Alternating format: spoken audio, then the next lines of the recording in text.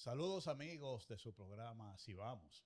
Tal y como habíamos dicho al inicio del programa, vamos a tener con nosotros en una interesante entrevista al dirigente de la Dirección Central de la Fuerza del Pueblo, una persona conocedora de todos los temas, además de políticos, temas económicos, sociales. En sentido general, con nosotros está Juan Ramón Mejía, una persona que hemos invitado en otras ocasiones para tratar temas económicos fundamentalmente. Ahora este domingo, que se cumple el segundo año del segundo periodo del gobierno de Luis Abinader, queremos compartir esta entrevista con ustedes para analizar todo lo que ha sido el desempeño de este gobierno durante ese periodo. Juan Ramón, te damos la bienvenida de nuevo al programa aquí. Encantado, la verdad que honrado de estar contigo y con toda la teleaudiencia que sé que tienes y a las órdenes para comentar. Aquí, tal y como hemos dicho, queremos contigo como una especie de pasar balance a la gestión de gobierno.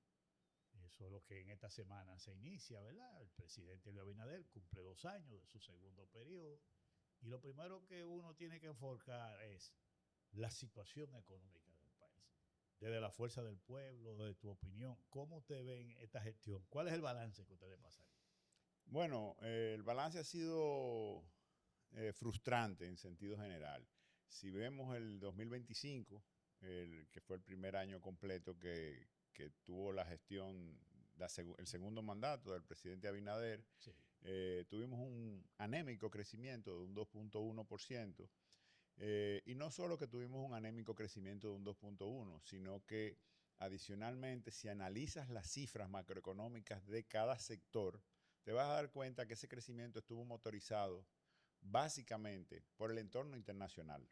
Estuvo motorizado por el turismo, que creció por encima del 2.1, creció un 3.2, aunque desacelerado, pero creció.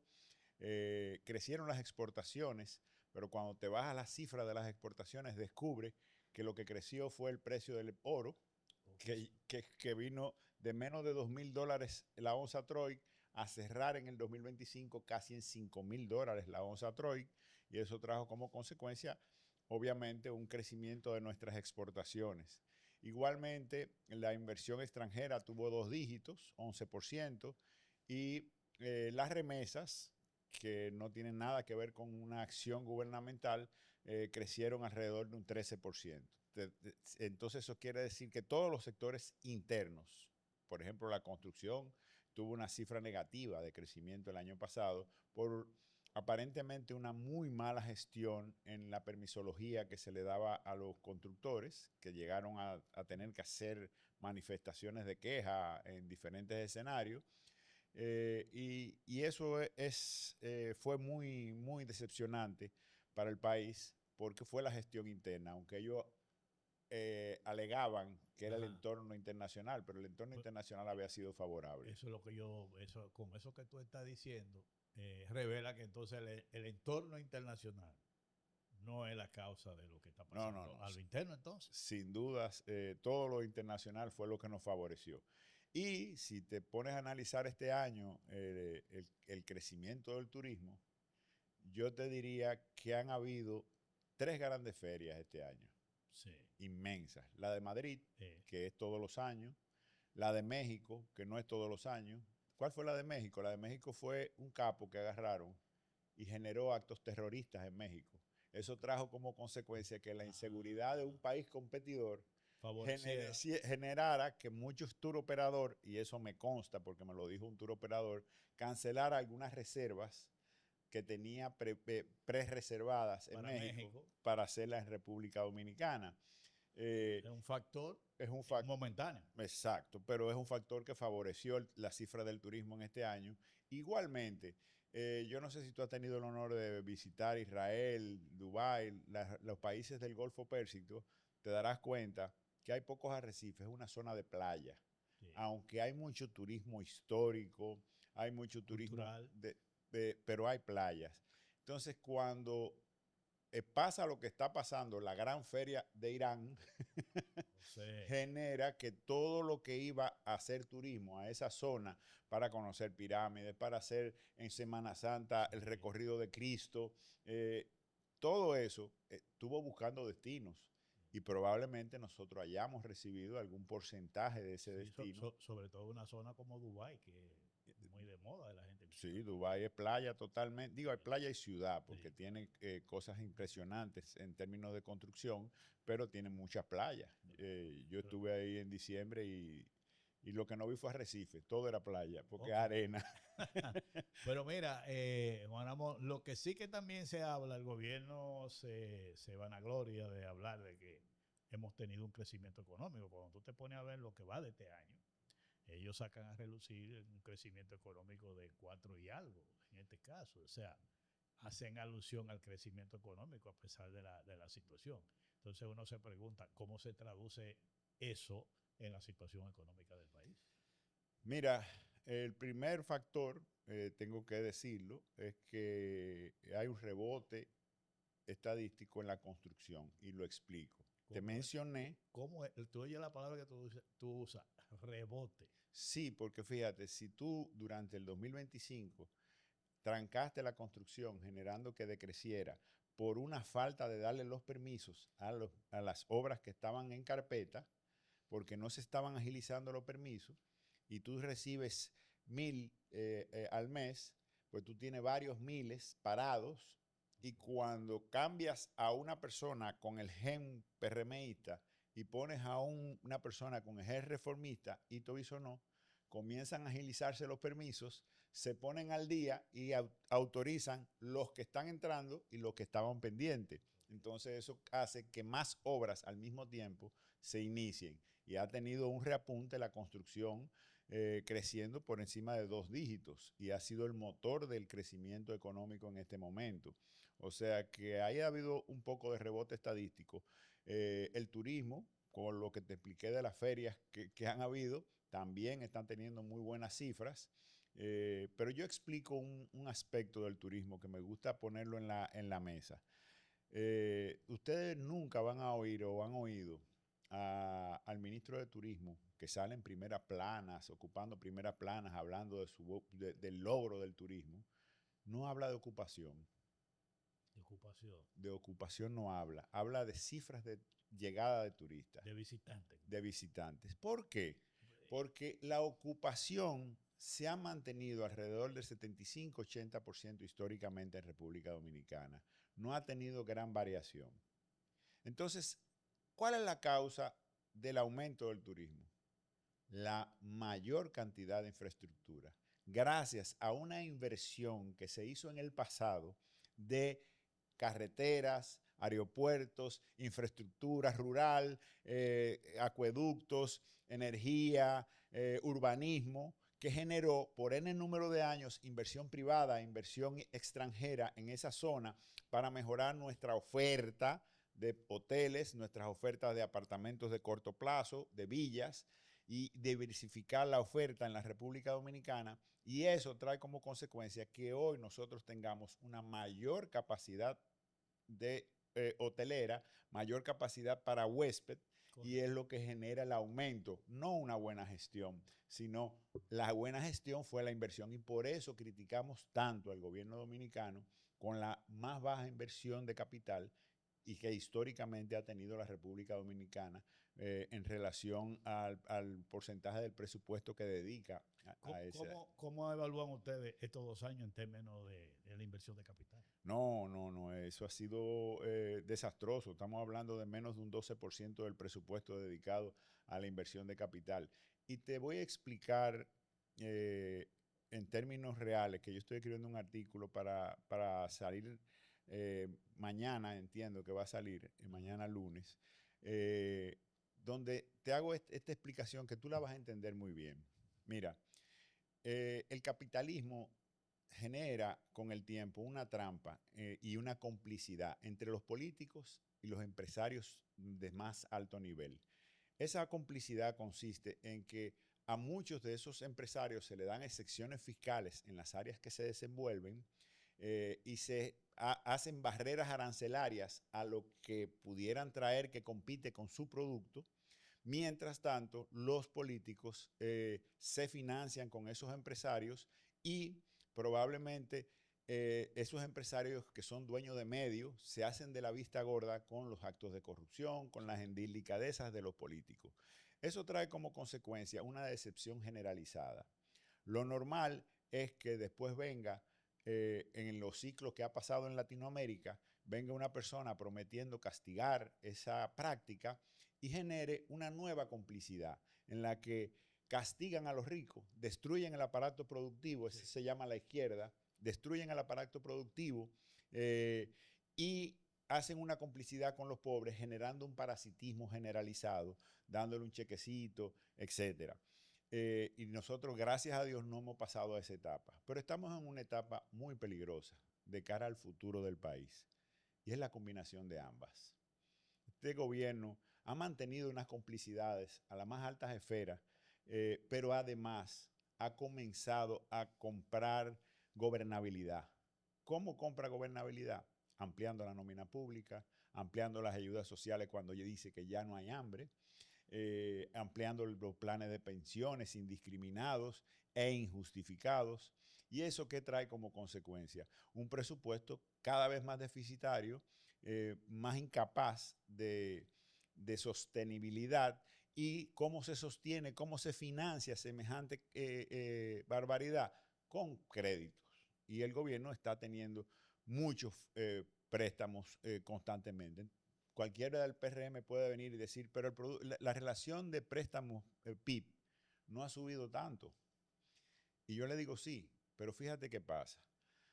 La relación del Producto Bruto Interno versus el endeudamiento no señala, no deja ver cuál es nuestra independencia presupuestaria, nuestra soberanía presupuestaria. ¿Por qué? Porque el crecimiento económico está sostenido en áreas que tienen excepciones fiscales, como el turismo, la zona franca y otras. Entonces, el Producto Bruto Interno crece, el país crece, pero como el gobierno no recauda en esas áreas, el presupuesto no crece al mismo ritmo que el Producto Bruto Interno.